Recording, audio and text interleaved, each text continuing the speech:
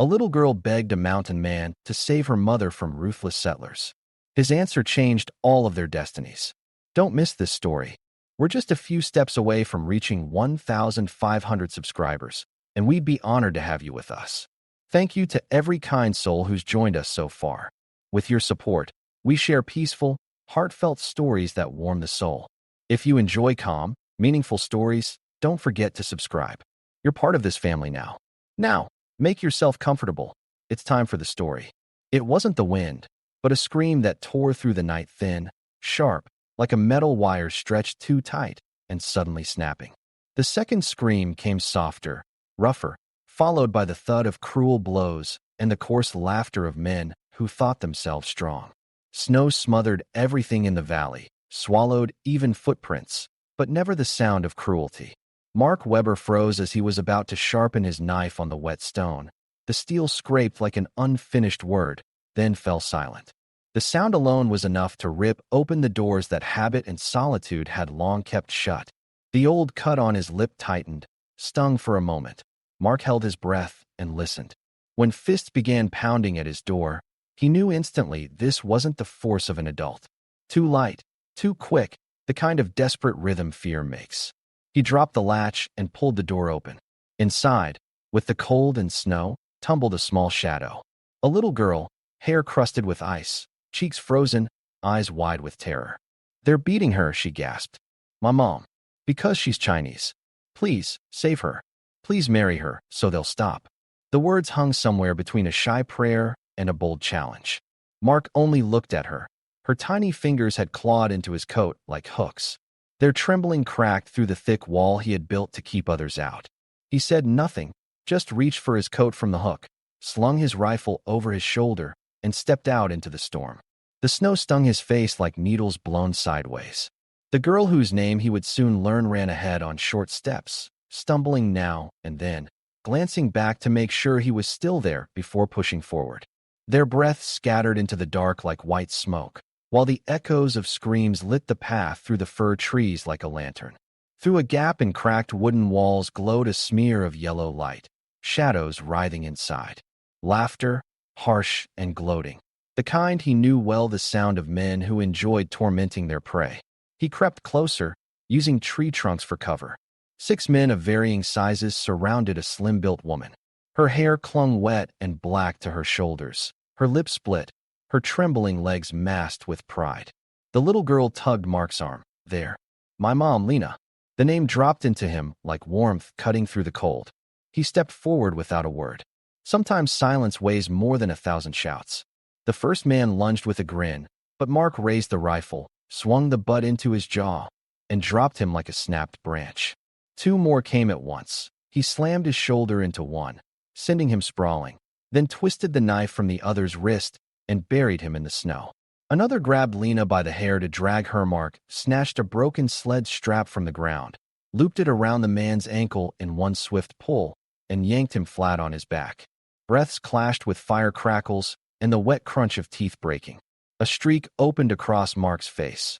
Hot blood slid down into his frozen beard, but his grip never faltered. The girl Mia crouched behind the woodpile, whispering her mother's name. Lena, battered but unbroken, braced her ribs with her arms and kept finding her footing after each shove.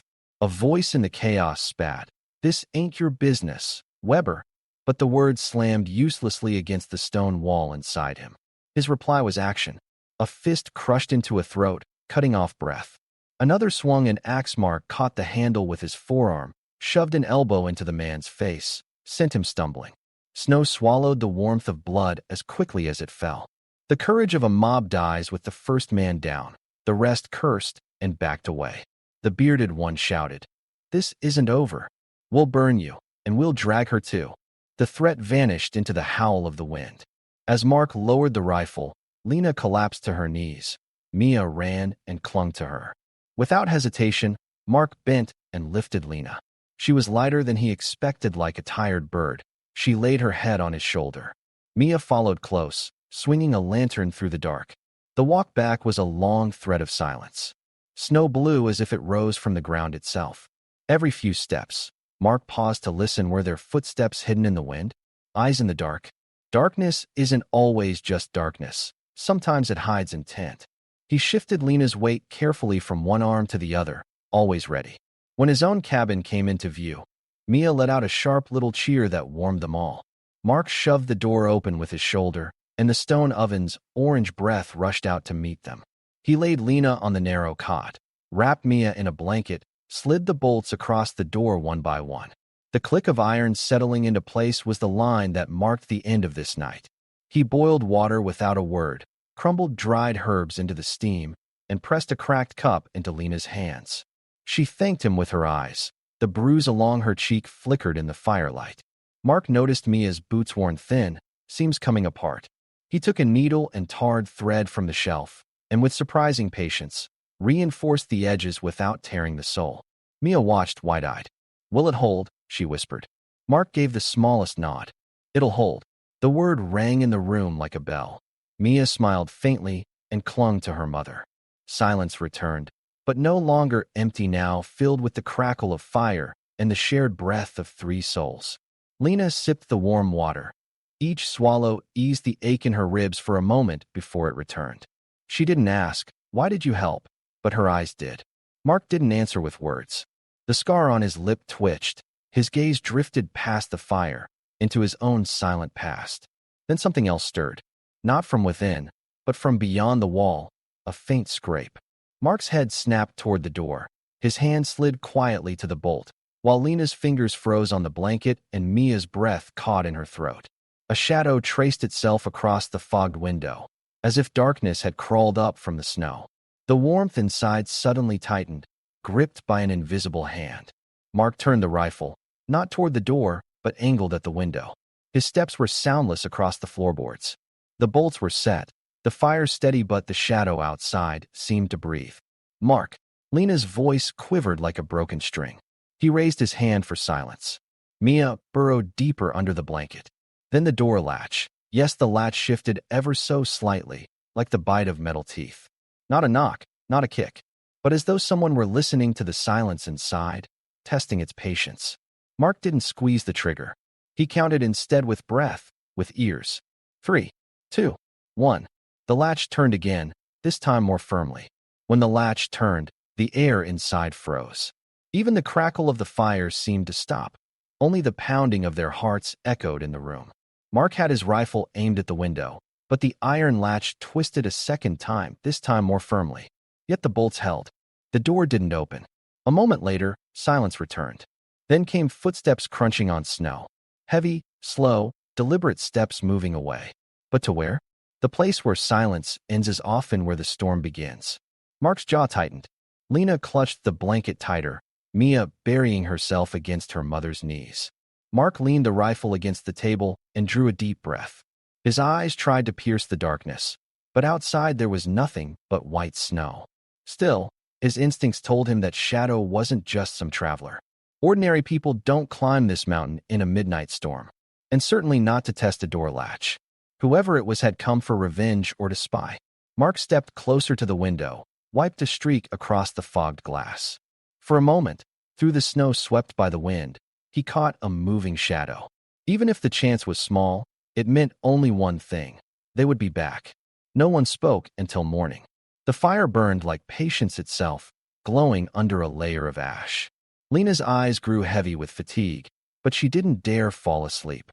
Mia clung to her, drifting into half-dreams, mumbling a child's song at the edge of sleep. Mark pretended not to watch, but from the corner, he kept his eyes on them.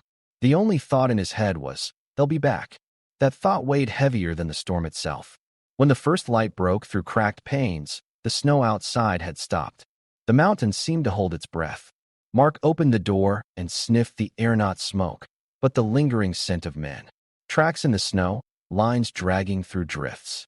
Whoever had been there had waited in ambush through the night, then pulled back. A silent warning. Mark shut the door and barred it again. Lena was watching. "They won't give up," she said, her voice raw. Mark didn't look at her. He adjusted the old coat on his shoulders and answered flatly, "Neither will I." The rest of the day passed in preparation. Mark checked his old traps, hauled in more wood. Mia trotted after him on little legs, stumbling now and then, but always getting back up. "You're strong." Mark told her once. Her eyes lit up. For children, sometimes one word is all they need strong. Lena kept the fire alive inside, moving carefully, fighting through pain with every step. She was like a tree that didn't break, only bent and learned to stand again. That evening, the three of them sat together by the fire. Lena's hands trembled as she broke bread, gave a piece to Mia, then held one out to Mark. He hesitated only a moment before taking it. That simple act felt like a pact stronger than words. Sparks leapt toward the ceiling while outside, night thickened once more. Silence pressed down, heavier and sharper than before. And then hoofbeats. At first a faint echo, then clearer, faster. This time it wasn't just a shadow. Horses, voices, laughter carrying through the wind. Mark's hands reached for the rifle. Lena pulled Mia close, shielding her on the floor. Moonlight spilled across the doorframe, throwing shadows of figures gathering outside. No knock came this time. Instead, a voice deep, mocking rang out. Hey, Weber. You looked brave last night. Let's see how long you last tonight. Hand over the woman, or this mountain will be your grave. The words cut sharper than the storm's cold. Mark raised his rifle, eyes locked on the door. Lena held her breath. Mia's whisper trembled through the room. Mom, don't be scared. But outside, boots stomped, torches crackled, and the wind howled around them. This night, silence was broken. Mark's hand lifted the bar from the door without a tremor. When he swung it open, the outside had become a river of fire torches blazing, their orange glow carving cruel lines across the men's faces. Every one of them was armed. And this time, it was clear, they hadn't come just to threaten. As the flames tore through the darkness outside, the men's eyes gleamed like wolves on the hunt. Each one carried a weapon, a gun, an axe, or heavy clubs. Torches whipped in the wind, their laughter mixing with its howl. Mark stood in the doorway, rifle braced against his shoulder. From inside came Lena's strained breaths, Mia's trembling whispers. The opening of the door had let the warmth inside mingle with the fury outside. At the front stood a massive man, beard frozen stiff. A toothless grin stretched across his lips. Weber, he bellowed. Hand over the woman. You don't belong here. Otherwise tonight, the snow will bury more than just your tracks. The men behind him roared, shouting threats like a chorus. Mark said nothing. His silence only stoked their rage. Sometimes saying nothing is the sharpest defiance of all. One man lunged forward, waving his torch. Are you blind? Can't you see? She's a burden to you, but fun for us. Step aside and let us finish the job. Mark raised his rifle. The barrel flashed in the torchlight. Suddenly, silence fell. Only the crackle of fire and the wind remained.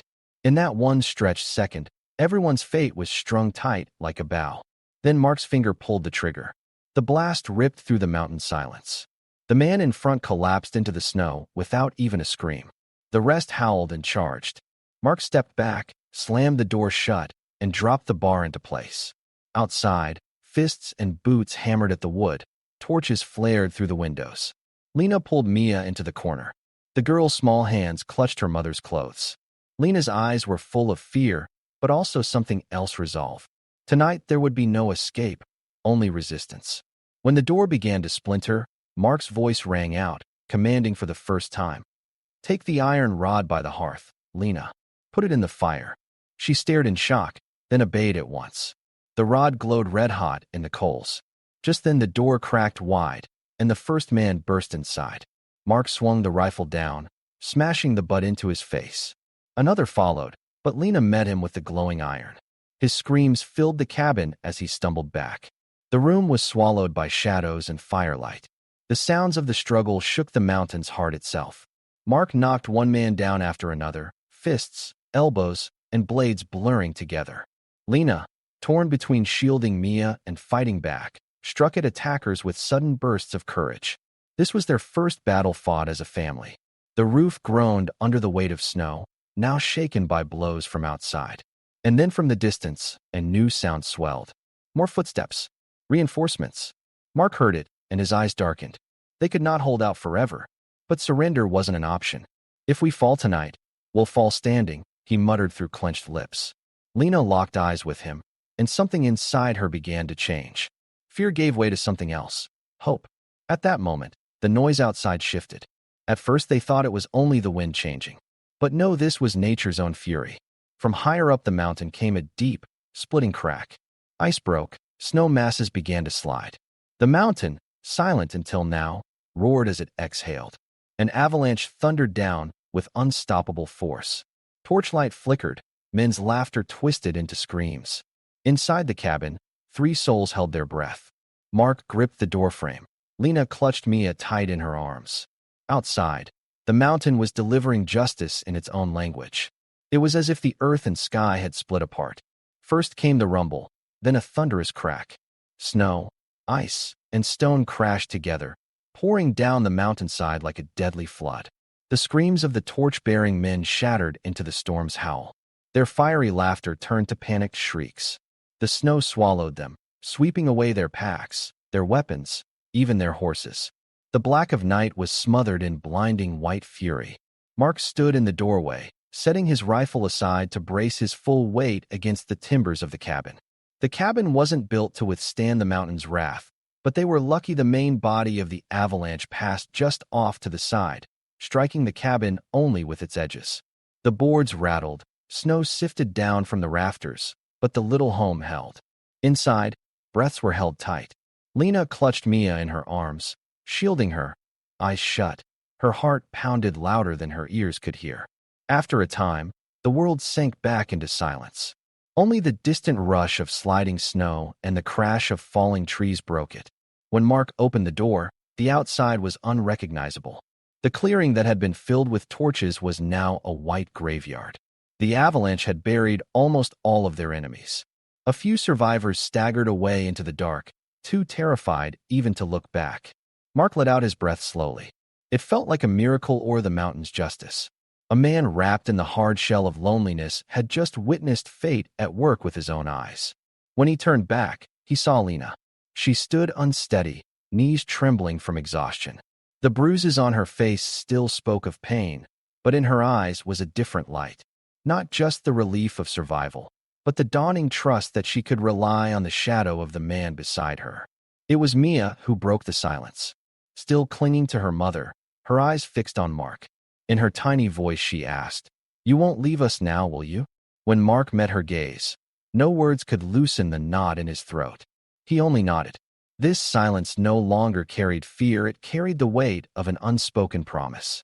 They passed the night in the cabin, under the shadow of the rifle and the steady glow of the fire. When Lena drifted into sleep from exhaustion, Mark watched her face for a long time. In her, he saw the reflection of his own losses, but also the pride of endurance. A mountain man who had felt he belonged to no one was, for the first time, aware of an emptiness inside him beginning to fill. By dawn, a pale light rose across the horizon. Outside, the world had been remade. Broken trees, buried torches, silence everywhere. But this silence was different. Not the silence of death, the silence of a beginning.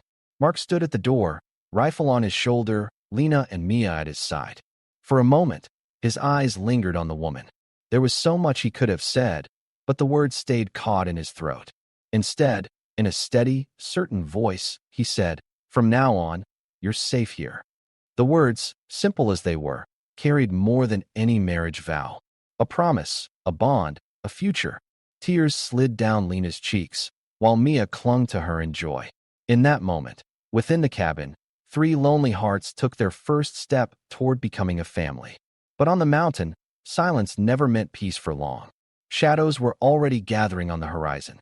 And Mark knew, the real trial was only just beginning.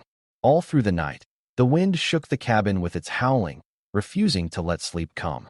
Mark sat by the fire, rifle never leaving his hands. Lena held Mia close in her arms, eyes open, staring into the dark. The silence was the herald of a storm. Everyone knew, tomorrow would be the longest day of their lives. When morning came, the sky hung low like a sheet of lead. Suddenly the silence shattered with the thunder of hooves. This time they were many. 10, maybe 15 men, gathering before the cabin. They carried rifles, axes, and burning torches. At the front, the bearded leader laughed harshly. "Weber," he shouted, "you thought you could hide behind an avalanche. But no mountain can save you now. Hand over the woman or we'll burn this place to ashes." Mark stepped into the doorway, rifle on his shoulder, his face set with determination. His words were few, but his voice carried the weight of the mountain itself. No. That single word shook the crowd. Then weapons lifted, voices roared. The first shot split the air, burying itself in the cabin wall. The battle had begun. Mark raised his rifle, and with his first shot dropped the man at the front. Another bullet smashed the doorframe to splinters. Lena pulled Mia into a corner, eyes blazing with fear and defiance. When the men slammed against the door, Mark stepped back and gripped his axe. The door gave way, and the cabin turned to chaos.